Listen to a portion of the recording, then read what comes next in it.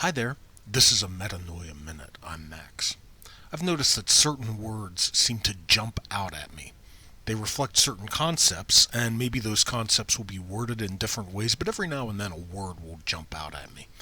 Mr. 2020 likes to use the word surrender a lot. You're not trying to make something happen that you desire, you're surrendering to it because it already exists. I heard this echoed in a Neville lecture that I listened to yesterday, at least 3 times during this 45-minute lecture. He said, find out what you want and surrender completely to the feeling of the wish fulfilled. Surrender, again, that word.